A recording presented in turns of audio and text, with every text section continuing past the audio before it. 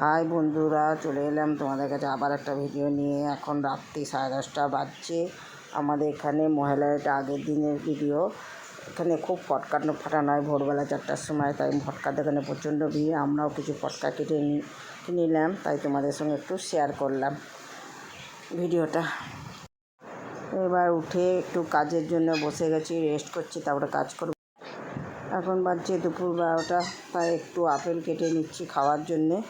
সবাইকে কেটে দিচ্ছি, নিজেও একটু খাচ্ছি, তাই একটু আপেল কাটা হচ্ছে। তারপরে বন্ধুরা বসে গেলাম সবজি কাটতে। এ দেখো ঝিঙা আলু কাটা হচ্ছে, ঝিঙা আলু হবে কি তরকারি করবো না পোস্ত করবো এখনও ভাবিনি।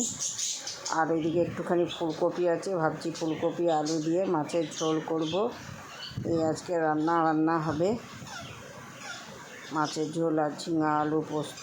তাই কাটা বাটা করে নিচ্ছি, জলদি রান্না শেষ করে নিই। আর এদিকে কিছু কুমড়ো গাজর এটাও কেটে রেখেছি, দেখা যাক কী করি। সবজি কাটা হয়ে গেল। এবার বাজার থেকে কিছু ডিম নিয়ে এসেছি। এই দেখো ডিমগুলো সাজিয়ে সাজিয়ে রেখে দিই।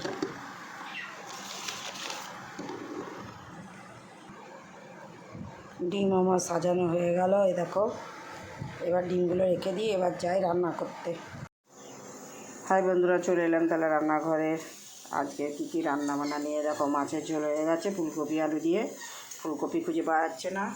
আর এই যে ভাত, আর এই যে ডাল করেছি, পাতলা পাতলা মুসুরি ডাল, আর এই যে সোয়াবিন আলুর তরকারি।